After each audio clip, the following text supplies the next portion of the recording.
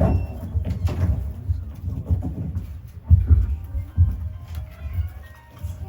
honor of the three a'yad, let's have three loud salawat ala Muhammad wa ali Muhammad. Allahumma salli ala Muhammad wa ali Muhammad.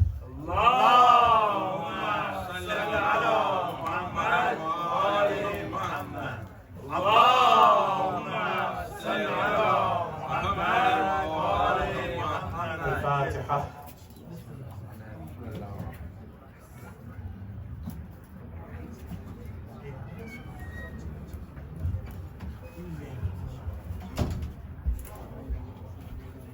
أعوذ بالله من الشيطان الرجيم. بسم الله الرحمن الرحيم.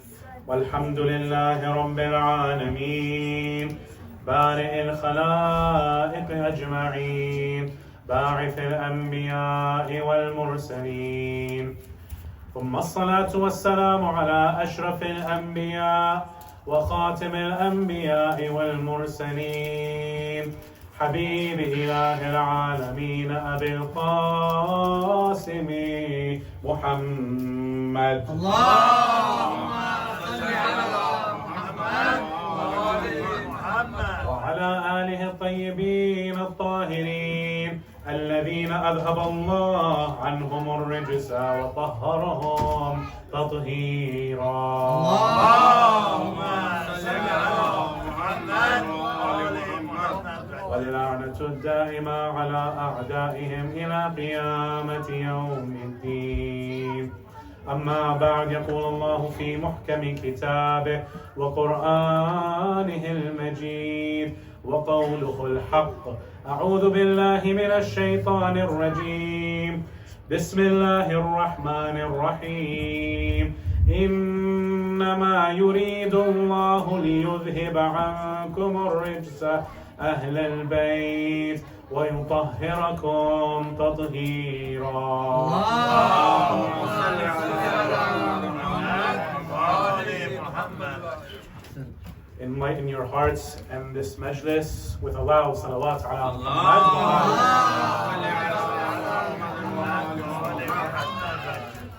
أسعد الله أيامكم. May Allah brighten your days as well as the day of صاحب العصر والزمان مولانا حجة الله في الأرض إمام الزمان إمام المهدي.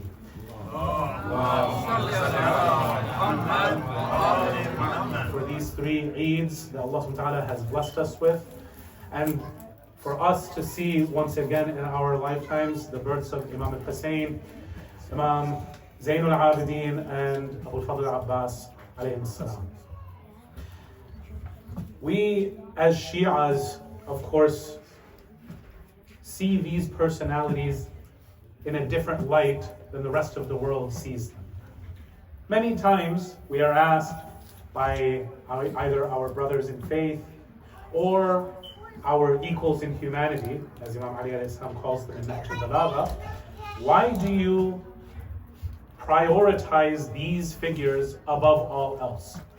At the end of the day, this school of thought, the Ithna Ashari school of thought, prides itself on these 12 Imams. We keep on coming back to these people over and over again, whether it's their births, their, for example, marriage date between Imam Ali alayhi salam and Fatima Al-Zahra, or we commemorate their death days. A couple of days ago, we commemorated that sad day when Imam Hussain alayhi salam left Medina for the final time. Before that, we had a happy day, the Mab'ath of Rasulullah sallallahu alayhi wa sallam, when Jibreel first came to him in the cave of Hira. And before that was a sad day, Shahadat of Imam Musa bin Ja'far alayhi salam. So why do we honor these people, and how do others respect them, and how do they view them? Tonight, inshallah, I'm going to be going through a couple of different stages of the discussion to show that Imam Hussain alayhi salam, according to us, according to our Imams, according to our literature, is not a normal creature. He is not just flesh and bones, rather he is a creation made of nur, of light. So when we go to other schools of thought, they say yes, Imam Hussain alayhi salam, they will even go and in their everyday today language call him Imam Hussain.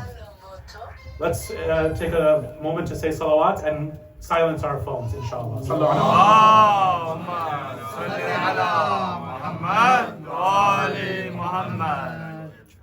No, really, I mean, if we can silence our phones, that way we can have this be the last of our instructions tonight, that would be really appreciated. With regards to other schools of thought, they will even call him Imam Hussain. They will call his older brother Imam Hassan. They say, yes, we see him as Sibtun Nabi, we see him as the grandson of the Prophet. They say we see him as the respected son of Ali and Fatima. We see him as one of these Sahaba. We see him as one of those early people who are within the Al-Bayt of Rasulullah. So there's no question of respect or disrespect. Now, when it comes to the question of Karbala, when it comes to the question of whether they also respect Yazid, there might be some difference. But there is at least that first level of acknowledgement that yes, we love Imam Hussain and he isn't someone who's controversial to love. So then when we go to the Orientalist, even though they do not accept him, just like the first crew, they do not accept him as an Imam of Haqq. They do not believe that he has haqq al-ta'a, that he should be obeyed. They do not believe that he is an infallible. They do not believe that he is someone who Allah subhanahu wa ta'ala chose on this earth above all else.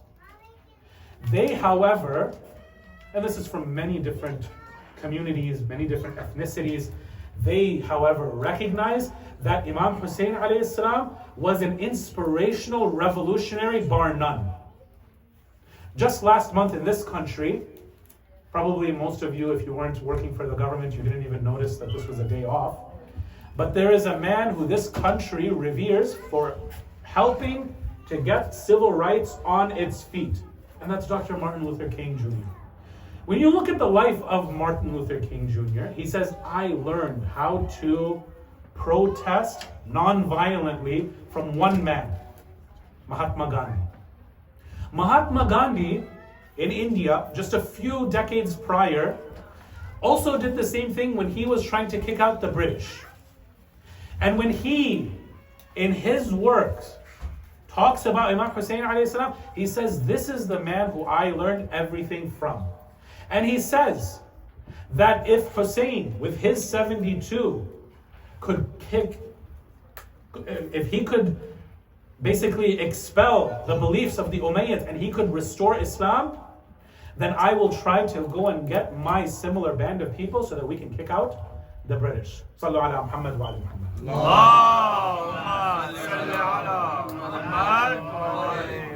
These are not small names, brothers and sisters. We're like, it's Imam Hussein's birthday today. Okay, great. Maybe some of us, when it comes to his martyrdom for Ashura, we don't even show up for the first 8 or 9 days. On the 10th day, okay, mom and dad are going to get really angry if I don't show up, right? But Imam Hussain alayhi salam really does not hold that level in our hearts that he deserves. And we'll start at the top with Allah subhanahu wa ta'ala. We see in Surah Al-Hajj, مَا قَدَرَ اللَّهَ حَقَّ قَدْرِهِ. They didn't really revere Allah subhanahu wa ta'ala with the amount of respect and love that he deserves. And that's true going down the line with Rasulullah Muhammad sallallahu alayhi wa sallam, with Imam Ali alayhi salam, Fatima Al-Zahra, Imam Al-Hassan, and of course, Sahib Hadihi al-Layla, Abi Abdullah, Imam Hussain alayhi salam.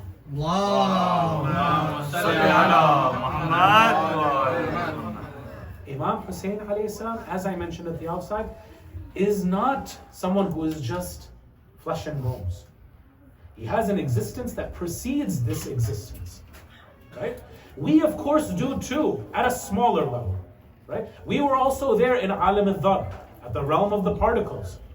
This is something that we accept and we find mustanad in our Sahih Hadith.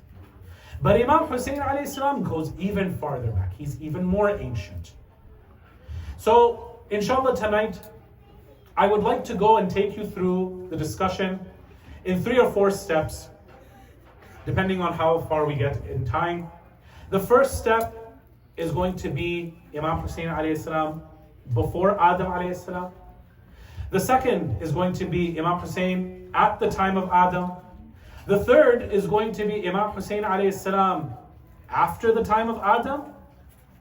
And the fourth is going to be Imam Hussain alayhi salam after this dunya. So inshallah we will begin our topic with the first of these categories. بعد الصلاة على محمد وآل محمد.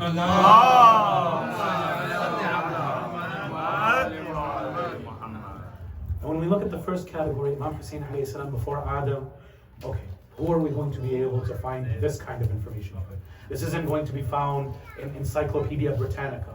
This has to be found in Encyclopedia Muhammadica.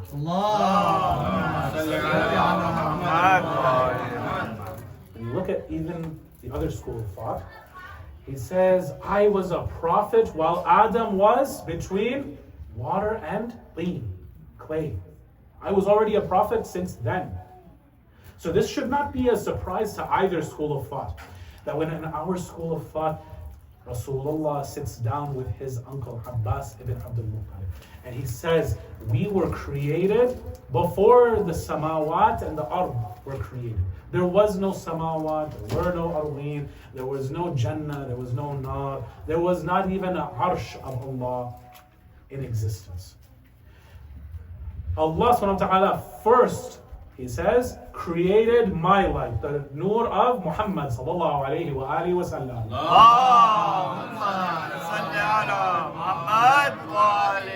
And he says, from my light he created the arsh of Allah. And I am greater than the arsh of Allah. Then from my nur he separated the nur and made the light of Ali ibn Abi Talib. Salawatullah wa sallam alayhi. When he created the light of Ali, he created from that light the light of the malaika. Very interesting. From the light of Ali comes the light of the malaika. Now the malaika, anybody from Sunday school till old age will be able to tell you that the malaika are a creation from nur. But we never knew where this nur came from. Obviously, even these anwar, the lights of the Ashab al-Kisa, they come from Allah subhanahu wa ta'ala. But it seems that there was a little bit more to the process. That first Allah created the nur of Muhammad. Then he created the nur of Ali. From that light, he created the light of the angels. When these angels then come to visit Rasulullah sallallahu alaihi wasallam in human form, you'll find in both schools of thought, a lot of times he takes the image of someone, a companion by the name of Dihya al-Kalbi. Dihya al-Kalbi was known to be the most good-looking of all of the Sahaba of Rasulullah sallallahu alaihi wasallam.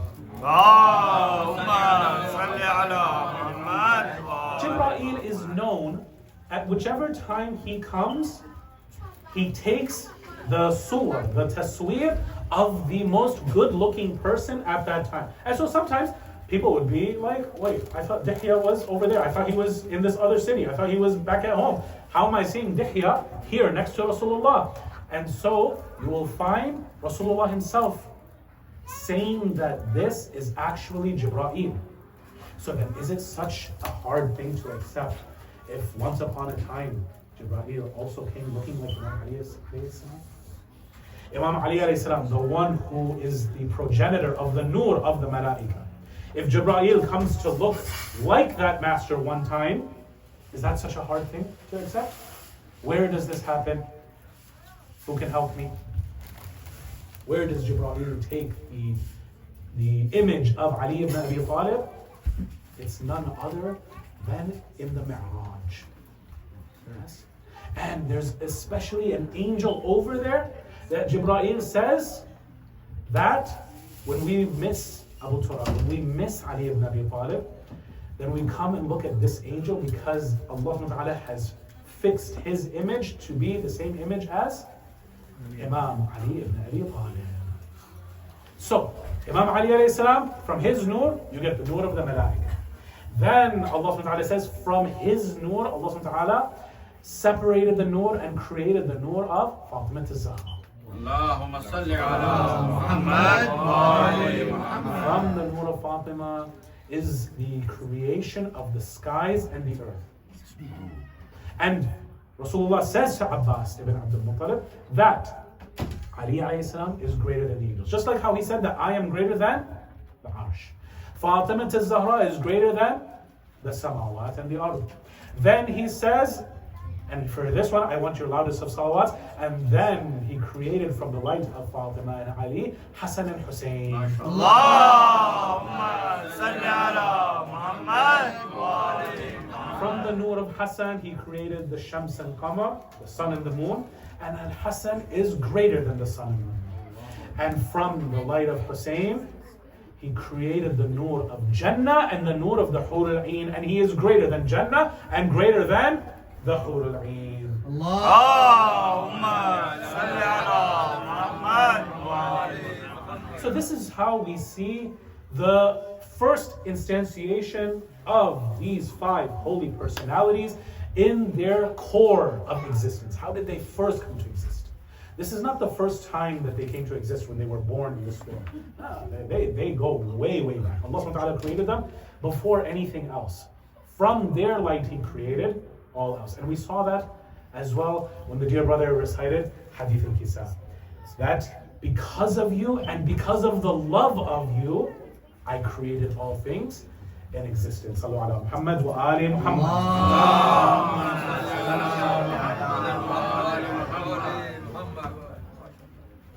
Now we come to our second stage of our discussion.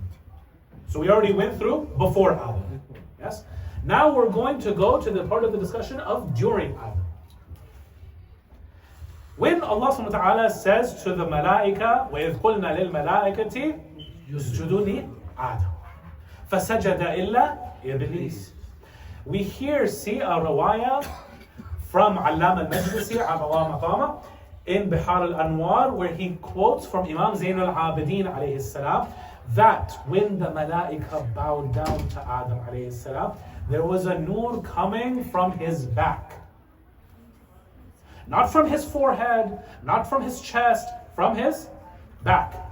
Adam alayhi salam turns around and sees this, and the angels are trying to go and do sujood a little bit more towards that direction. Adam alayhi salam then asks Allah, Ya Rabbi, what is this nur that is in my back? Why is it in the back, by the way? Quick question. Because in the Quran we see that the nasl is where bayna as-sulbi what? Tara'in. So because that's where the rest of the dhurriya of Adam is, in the back of Adam, guess who's also part of Bani Adam? Eventually, Muhammad. So their nur is there even at this time during the sujood. And because of this, فَإِذَا صَوَّيْتُهُ وَنَفَخْتُهُ مِنْ رُوحِي فَقَعُوا لَهُ سَاجِدِينَ فَسَجَدَ الْمَلَائِكَةُ. So when Allah subhanahu wa ta'ala put this surah, this special breath of the nur of Muhammad and al-Muhammad, now he becomes qadir, that he becomes hujjatullah fi khalqih. Now it makes sense why the malaika in Surah Al-Baqarah as well as Iblis were asking for something. What were they asking for? They were asking for khilafah. When the malaika asked for khilafah, they asked for it in a certain way. They asked for it a little bit more logically.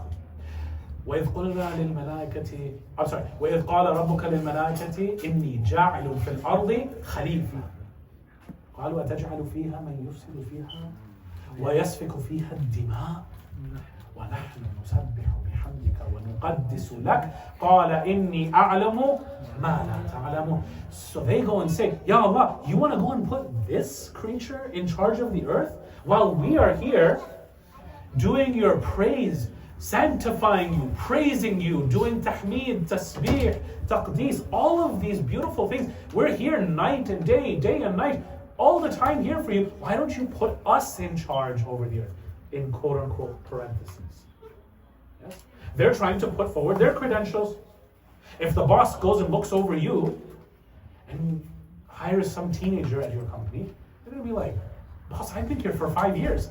You're not saying hire me, but implicitly, if you go and say, I've been here for 5 years, what are you actually trying to say? You're trying to say, oh, why didn't you pick me? Same with Iblis. Iblis says, why would I go and do sajda to this creation? خَلَقْتَنِي مِن نَارٍ وَخَلَقَهُ مِن طِينٍ. You created me from fire. Why should I go and bow down to this one who is made from dirt? I see fire as better than dirt. So Iblis also wanted Khilafah. The angels also wanted Khilafah. Adam alayhi salam learns the asma. Part of those asma are the asma of Muhammad and Al Muhammad.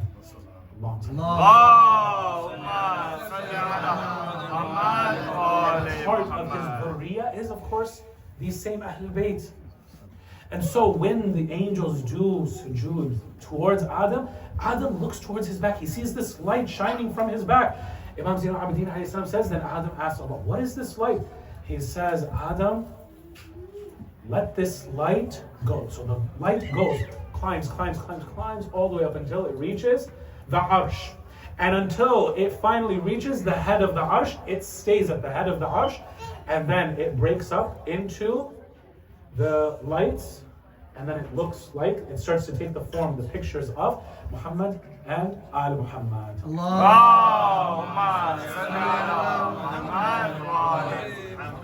So when we then look at this hadith even further, what does Imam Zain al-Abidin say that Allah told Adam? He said, "Oh Adam, learn the names of these people very closely, because when you are in hard times, I want you to call on them as wasila. Know that through them, I will never ever turn my back on anyone. And if anyone asks me through them, I will never ever leave them empty-handed." Now let me ask you a question. When we go back to those earlier two categories, our brothers in Islam, our brothers in humanity, when they come and ask us, right, especially some other schools of thought, Ya Ammi, why do you keep on saying Ya Ali, Ya Hussain, Ya Abu Fadl Abbas, Ya Musa ibn Ja'far, Ya Ali ibn Musa? Why do you, Ya Fatima bint Muhammad Ali Thin, why do you keep on going to these peoples? Leave it at Ya Allah. Just say Ya Allah, and then that's it. You guys go through the whole entire phone book of Ahlul Bayt, and you guys are calling all of that. What is this? This is, and they'll call this all kinds of different things. Shirk, bid'ah. They'll call this all different kinds of names. Here is our answer, okay? And I'd like your attention, even if not for any other part of the lecture, we have to know these kinds of answers, especially our youth. Our youth are not back home in Iran or Iraq or Lebanon or Pakistan. They are going to be asked questions from a very young age. And if we don't teach them from a young age, maybe because we know, maybe because we don't know, then our kids are not going to stay on Sirat al-Mustaqim for much longer. And this is something that I see no matter where we go in the country. Right? I go to so many different places in the country. Maulana, please help me with my kids. Maulana, please help me with my kids. I say, what's wrong with your kids? They won't listen to me. Okay, why won't they listen to you? Well, I mean, I go and try to, bring them back. I try to teach them to pray. I try to bring them to the majlis, but they're not interested. They have their friends, they want to do this and that. La samahullah, some of them even end up in haram places. Because let's not forget, Shaitan is hard at work too. He has his places, he has the bars and the clubs, and he's trying to go and pull them through to that side, to the dark side. And it's very hard to bring people over to the light. But Allah subhanahu wa ta'ala has his agents. Yes? So what is the answer that we have over here of why do we call on these important holy personalities? Part of it is because of a hadith that we have like this, where Allah subhanahu wa ta'ala teaches the first human, or at least the first human of our generation, our Adam, that use these names when you are in trouble. Use these names when you want to ask me something. Use these names when you are in tough times. So I go and ask our fellow brothers in Islam, I say, when COVID came, coronavirus, COVID-19, yes? Inshallah, none of you are too young, right? You guys all remember that musibah that hit us, right? When COVID came and everybody was stuck at home, right, now we have to go and do social distancing, right? Even our Salat al-Eid, we were able to go and find a way to do it through Zoom. Alhamdulillah, mashallah. Why don't we also go and update the religion and we have a second Kaaba? Instead of going over here to Mecca, in this hot desert, fi wadi ghayra dhi zara, right, like how Quran says, why do we go over there? Why not go somewhere nice, like, I don't know, like Banff next to Calgary, right? It's a beautiful place. Why not go to a mountain area? Why not go to Atlanta? Why not go to Miami? Why not go to Hawaii, right? Why not make a few so that the people from over here, they can go here, right? The people from the east, they can go very close to them. And the ones who want to go to Mecca, that'll be Hajj al-Akbar. And we'll go and update it. Say, no, you can't do that. Qibla has to be towards Mecca. Tawaf has to be around the Kaaba. If you see someone going counterclockwise around the Kaaba, you're like, okay, mashallah, he's doing tawaf. As soon as you see him going clockwise, you're like, are you crazy? You can't see the direction of everybody else they're going? Why are you going this way? Right? Know that ibadah, anything that we have in religion, if it is not from Allah subhanahu wa ta'ala, then we cannot have the niyyah of qurbatan ilallah ta'ala. How dare you try to get qareeb to Allah subhanahu wa ta'ala if He didn't tell you, get near me through this? How? How can you? So when Allah subhanahu wa ta'ala says, this is haram, in your mind, it might make sense. But guess what? At the end of the day, Allah subhanahu wa ta'ala is the hakim. Right? And He will legislate and you follow. When you receive the commands, it's not for you to go and pick and choose that, you know what, I know Allah subhanahu wa ta'ala made these rules. You can't play around like how you do with traffic laws. Sallu ala Muhammad wa ali Muhammad. Allahumma salli ala Muhammad. Sorry, the chatter in the back was getting a little bit too much, so I needed everybody's attention. So in traffic rules, what do? Who's the authority over there? Because this is, I'll tell you, how we treat Allah subhanahu wa ta'ala. We treat Him like a policeman. Okay? We treat Him like a policeman. If the policeman doesn't see me going through the red light for a left turn or a right turn or whatever, right? Then inshallah I'm fine. Right? If the policeman doesn't see me speeding, then I think all of us, it's safe to say, go about 5 to 10 above the speed limit, right? It's not that we can't read. It's that we have places to be, things to see, things to do, right? And if the police sees us, some of the very sakht police officers, inna lillahi wa inna ilayhi raji'un, you go 1 mile over the speed limit, and you're done for. Yes? Allah subhanahu wa ta'ala, we sometimes treat Him like this. That look, you're wise, but I also have an aql, I'm wise too. So maybe you went and made, gambling haram for, the weaker people. I've seen people, brother, Maulana, it's just a humble game of poker. It's just we're not even betting any money. Or it's a dime, it's a dollar. Yeah? Or for example, music. I mean, just because the lyrics are haram, doesn't mean I'm going to change my life. Right? You don't know why music was made haram. And you're over here justifying to yourself that Allah will understand. It's okay. And you give yourself a free pass. And you think that Allah subhanahu wa ta'ala is giving you a free pass and you think you're going to get away with it. This happens because we see the hikmah in some of these rulings and we don't see the hikmah in other rulings. Now, if I tell you that each one of you, when you go home today, you have a slave. Okay? A slave, not a servant. A slave who is supposed to work in your house, do the laundry, cook, clean, okay? And by the way, this is not your wives, okay? When you go home, there's someone who's going to be working for you.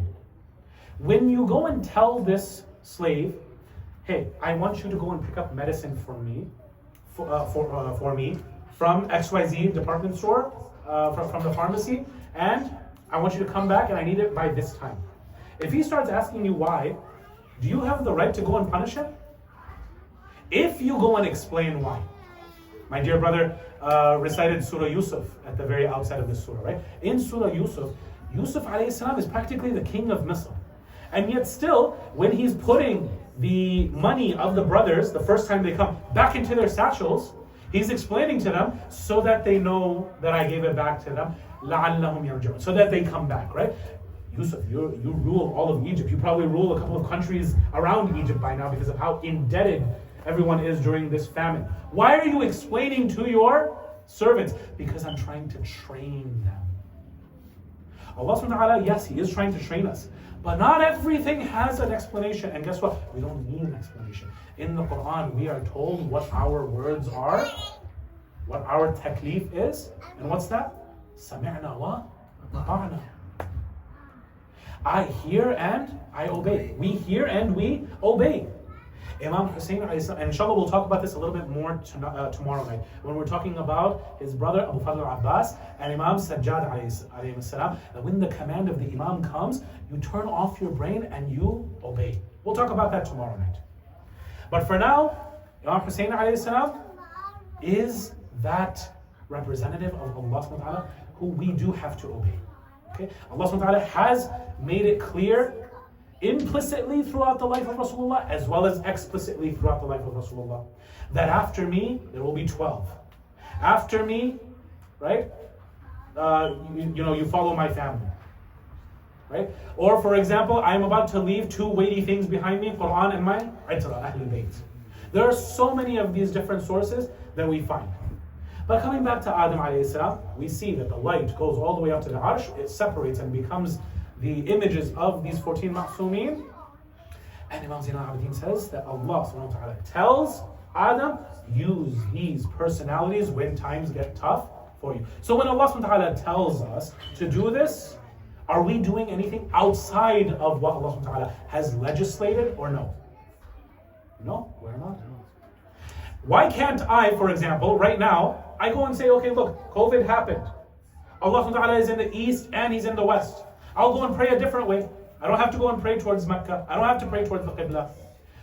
No. Allah subhanahu wa ta'ala says, I want to be worshipped this way.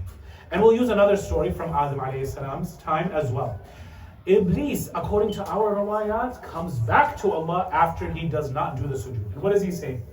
He says, allow me to do a sujood for you so amazing that no other creation in all of creation has ever done a sujood. No other kind of worship like this before. Allah subhanahu wa ta'ala tells him what? I like to be worshipped the way I want. If I tell you do sujood to Adam, guess what? You say how long I do sujood for Adam. Not when, can I delay it, right? For example, if I have a daughter and I go and tell her, Beta, give me some water. She has 2 options. Either she gets me water or she gets me water, right? This is how we are supposed to be with Allah, right? Oh, that was a joke. She, of course, has the other option to, she's not going to receive any iqab, but eventually there is iqab for us if we disobey Allah. Allah subhanahu wa ta'ala tells us, yes, you can reach me. I have the 99 names, right? فَأَيْنَمَا تُوَلُّوا فَثَمَّ وَجْهُ اللَّهِ. But in salah, unlike dua, you need to face the qibla. When it comes to tawassul, use the people who I reached out to you through.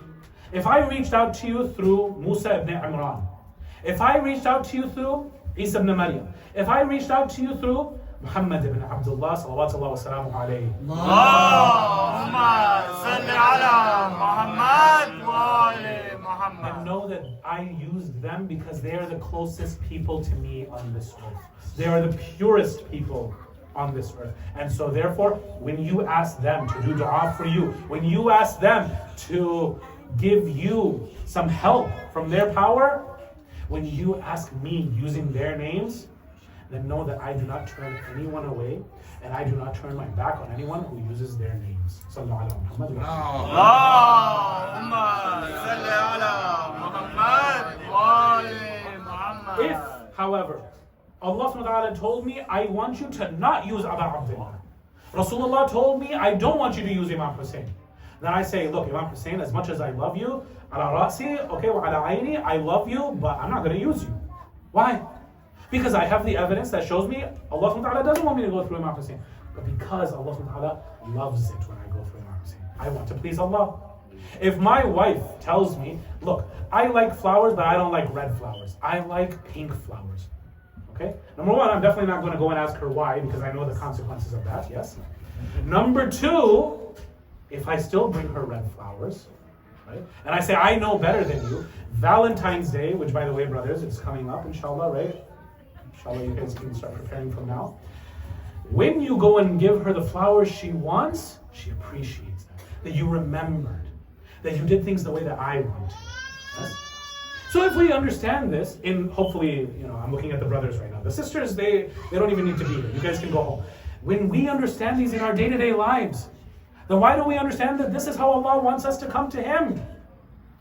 If Allah subhanahu wa ta'ala has a set formula, right, and I don't know the ghaib, He says, use this formula, use this code to reach me, to have your du'as, your hajats answered. And who am I to go and tell Allah subhanahu wa ta'ala, actually that's nice, thank you so much, I'm going to put that off to the side, but I like to do it this way. Hasha lillah, that we go and tell Allah subhanahu wa ta'ala, this is how the religion should be. Okay? So this is during the time of Adam. Now we go to the third of our discussions, which is when? After Adam alayhi salam. If I told you that there was a single prophet who could be called the second Adam, who would you respond to me and say that that prophet is? The second Adam. Nuh alayhi salam. When Prophet Nuh alayhi salam gets onto the ship and he saves humanity, humanity is then born from these sons of Nuh as well as the remaining mu'mineen who boarded the Safina of Nuh. But when Jibreel comes to Nuh alayhi salam, he says, I need you to build this ship. This is what Allah commanded. We see in our tradition that Nuh alayhi salam is the first Najjar in humanity. Najjar is basically a carpenter. No one has ever done woodwork prior to Nuh alayhi salam. So he says to Jibreel, how do you make a ship? So he shows them the picture of a ship. He says, this is how you would do it. He goes and guides him through it. Okay.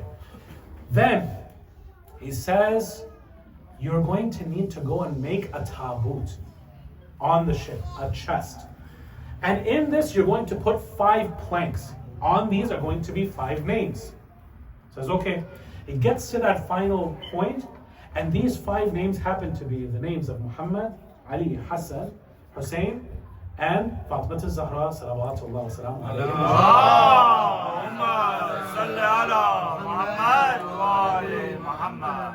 These 5, it's a very lengthy hadith, and I don't have much time. When Nuh alayhi salam uses these names and asks Allah subhanahu wa ta'ala to make the ship move, right? Bismillahi majareha wa mursaha. And then he says, Ya Allah, by the haqq of these 5, save us. Right? Bring us to solid dry land. Until finally, wastawat ala al-judi wa qudiya al-amr. So when he does that, what does that tell you? It tells you that the thanks shouldn't just be for Nuh alayhi salam for all of his 950 years of preaching. That it should also be for those 5 names that Allah subhanahu wa ta'ala held so dear, that because of them he saved the ship, and therefore saved who? All of us.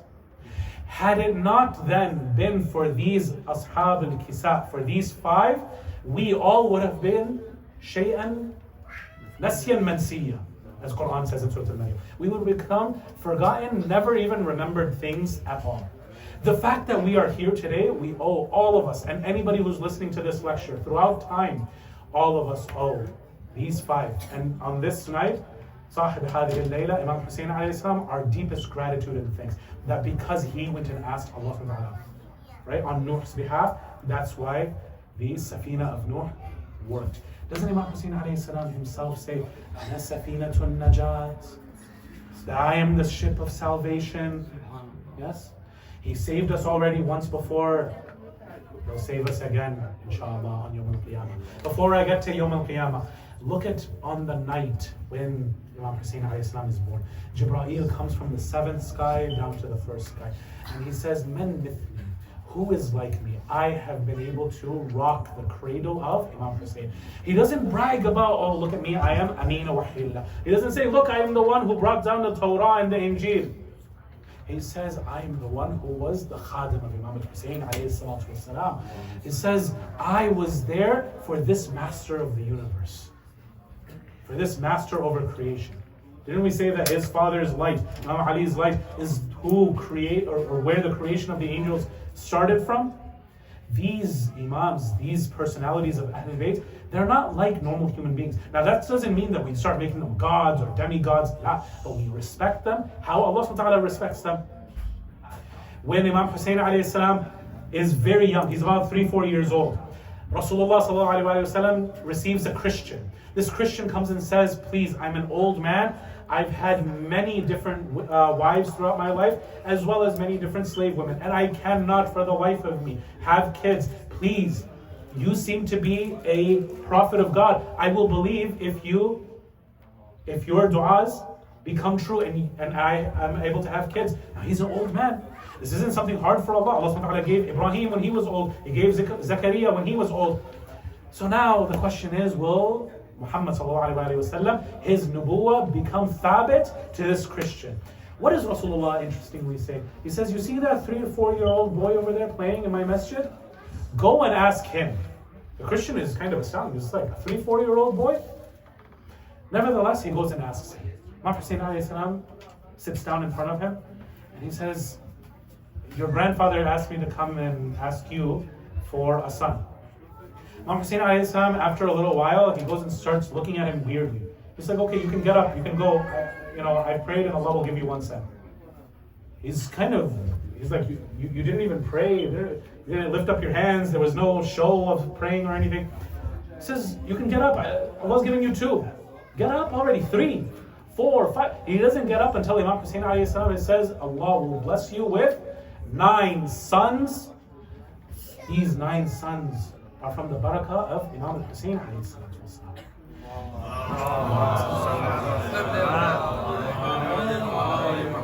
Yes, prophets of God in the past, when they were old, they got 1 son.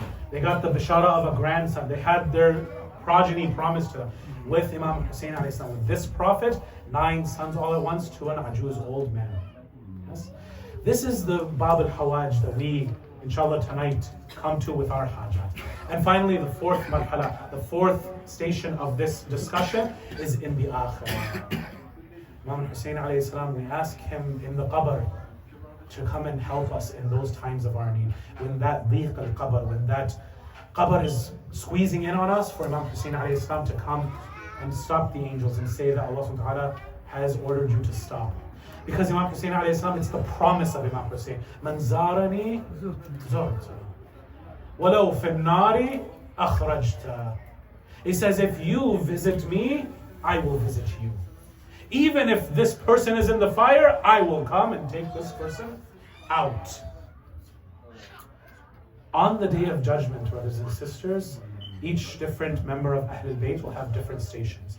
And after all of the Imams have tried to, at their level best, to use their shafa'ah to save people from hell, Rasulullah sallallahu alaihi wasallam will try to use his shafa'ah. Some people will not even be worthy of that. Allah subhanahu wa ta'ala in some riwayat will then use his shafa'ah and he will try to make excuses for people who are in hell. Meaning the people who will go to hell will be the people who nobody at all could save and nobody will miss. The likes of Shimar, the likes of Yazid, the likes of those people who, when a rahmah like this, Rahmatul Alameen, gives you a grandson and says you can be saved if you just give him a glass of water even before you behead him. And you don't even want to give him anything. I'm sorry to go and bring us to Karbala, but even when Rasulullah sallallahu alaihi wasallam, he comes to Fatima al-Zahra's house to congratulate the new parents of their newborn Imam Hussain alayhi salam, he comes with heavy footsteps. He comes crying and he says, Azizun alayk, ya Aba Abdullah. It's very hard on me, ya Aba Abdullah, what my ummah will do to you. And we pray to Allah subhanahu wa ta'ala that we get the shafa'ah of Abi Abdullah Hussain alayhi salam في الدنيا والآخرة وفي القبر إن شاء الله. هذا وآخر دعوانا الحمد لله رب العالمين. وصلى الله على سيدنا محمد وآله الطيبين الطاهرين.